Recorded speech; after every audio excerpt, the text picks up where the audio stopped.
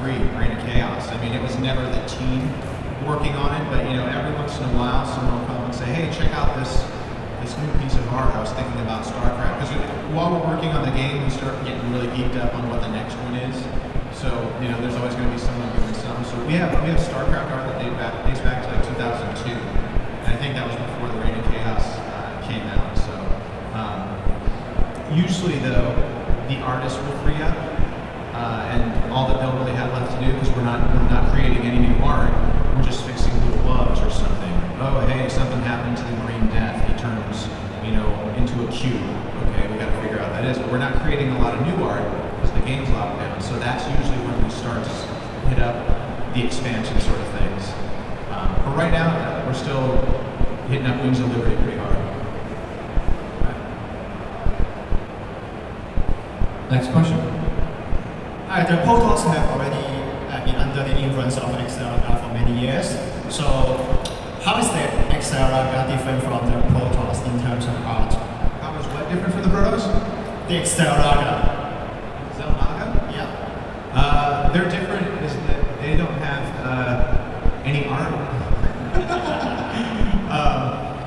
We haven't really gone too far into defining Xel'Naga other than a few temples and things like that. And we on purpose don't really want to. We don't really want to showcase, say, oh yeah, this is exactly what a Xel'Naga is, because who knows what the future brings. We may decide that we want to do something more with them.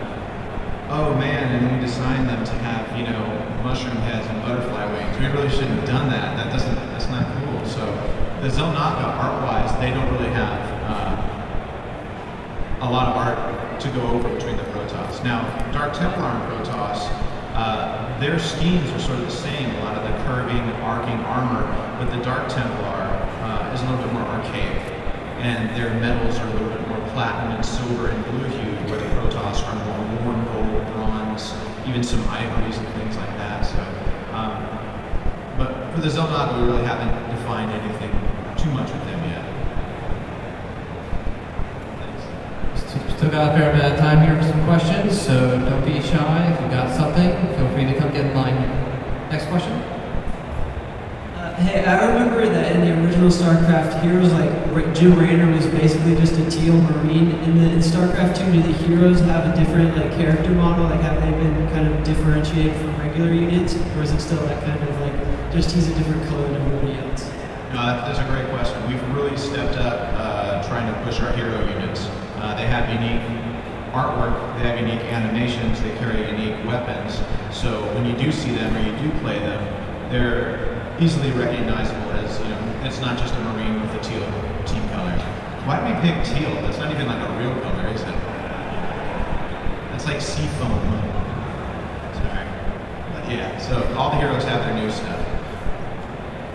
Teal. Next question. Can you give me some sort of idea what size the texture maps are? Like they 512, 24, they're really huge now. Background-wise, what do you use? Background-wise, our ground tile sets are 1024s. Basically, I think that's the largest that we're actually using in the game is a 1024. For anything else in the game, it depends on how big it is, how large the actual doodad or unit or building is going to be seen. So we don't want to put too much detail in something that's going to be really small. So we'll have anything from like a 64 by 64 all the way to 1024 by 1024. And they'll all get bent down, depending on how big your system is.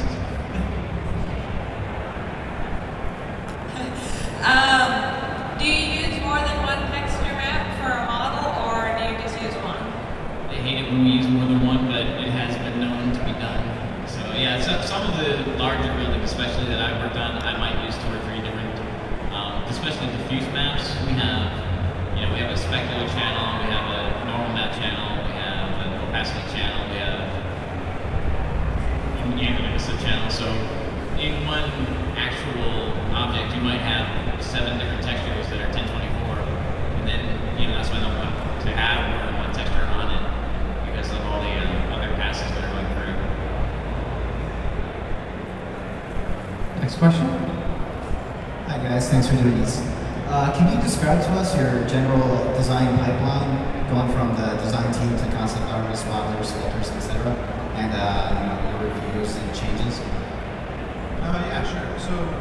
sometimes the artist will have an idea and they'll concept up a picture and show it towards design, and they'll check it out. Oh yeah, okay, let's run with something like that. A lot of times they'll have an idea. Hey, we need an attacker that can go from ground to air, and we want him to be siege range, go far.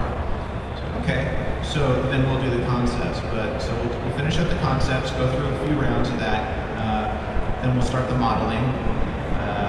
Then we go texture and animation, and we usually end up putting in a couple deaths just to kind of see, make sure he's not too cluttered on the battlefield. And then now the real work begins, because we'll have him in the game and he'll be playing, and then they'll decide, the designers, they'll decide, the siege range just isn't working. We want to make him a melee range, like a fire bat attacker. So then we'll tweak the art a little bit so it doesn't have a giant siege tank gun on his back or something.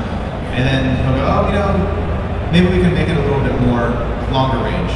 And then we can usually get away with not making another change art-wise, but then our own artistic comments start coming in. I don't like when he walks around with this. We should make him have more of a run, because he'll look more powerful.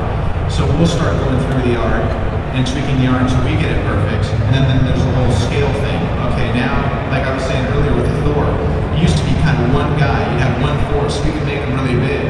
When people started making 3 and 4 of them per race, and there's 4 Terrans fighting each other, that was getting kind of messy. So we'd shrink them down, right? So that's usually the last stage of the art. We'll go through their effects. After that, once we're finally decided, okay, yeah, we want this guy to do this attack, we'll go through and we'll do a real polish effect on it. We'll do a real death on him, that sort of thing. And then the unit might get taken out of the game after that. Next question. My name is Alex. Thanks for showing us the single-player videos. I think it's really cool that you guys are focusing on the graphical elements and the artistic elements of the single-player campaign. My question is, are we going to be having access to a lot of those in the campaign editor, and are you taking that into consideration as you design these really cool-looking buildings and maps? Because something I think would be really a little disappointing would be if we look at a map and like, wow, I'll put that into a map of my own, but we can't because you need the internal Blizzard editor to do that. I'd just like to know if it's something that's on your minds as you make these. As far as I know, everything that you see that we've shown is going to be in the editor, and I'm actually doing a pass right now because we have a lot of stuff in the game that we've done specifically for the levels, and they want us to do it for every level so that if somebody is making a mod or doing something, they'll have access to that art even though we're not using it. So we're doing a lot of extra work just for the editor and getting it as full and as dynamic as we can for you guys. Yeah, the thing I always say is someone will come up with a cool little critter or a cool little civilian vehicle.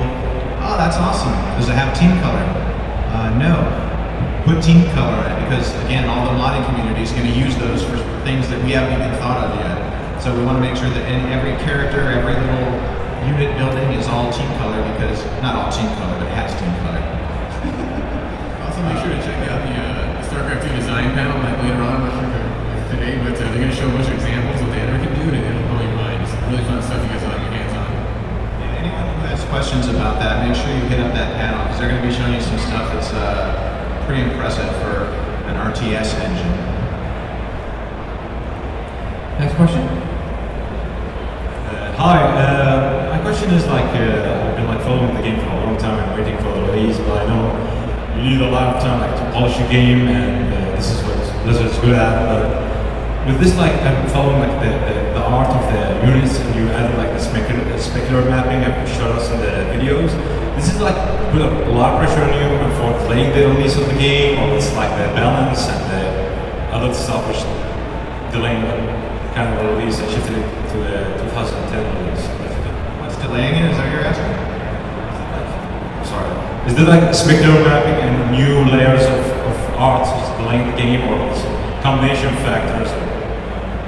The specular map and normal mapping, and once you create the art, those things are just, you can create those like that. Yeah, there's programs that can generate the normal maps for you. We take a little bit extra and put it in, but no, the art is right on schedule, and we're gonna probably have a little bit of a crunch time coming up, but we're gonna be even putting in more art game probably need to.